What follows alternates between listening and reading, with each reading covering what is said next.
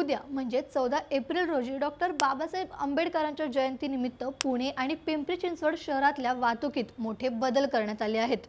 काय बदल करण्यात आलेत आणि पर्यायी मार्ग कोणते आहेत ते मी तुम्हाला सांगतेच, पण त्या अगोदर थोडक्यातला नक्की फॉलो करा, कारण असे महत्त्वाचे आणि तुमच्या फायद्याचे अपडेट्स तुम्हाला फक्त इथेच मिळतील। डॉक्टर बाबासाहेब आंबेडकरांच्या जयंतीनिमित्त होणारी गर्दी लक्षात घेता 13 ते 15 एप्रिल दरम्यान अनेक रस्ते बंद करण्यात आले आहेत आणि बस मार्गही बदलले आहेत। दांडेकर पुलाकडे जाणारी वाहतूक 14 एप्रिलच्या मध्यरात्रीपर्यंत वळवण्यात आली असून स्वारगेटहून येणाऱ्या बस आता निलाम टॉकीज मार्गे आणि लोकमान्य नगर मार्गे वळवण्यात आल्या आहेत।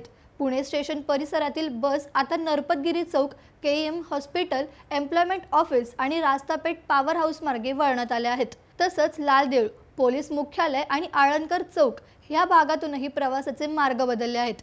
कॅम्प आणि स्टेशनकडे जाण्यासाठी साधू वासवानी चौक आणि वाडिया कॉलेज मार्गाचा वापर करावा लागेल। वाघोली खराडी भागातही टाटा गार्ड रूम ऐवजी नगर रोड आणि रेडिसन हॉटेल मार्गे प्रवास करावा लागेल।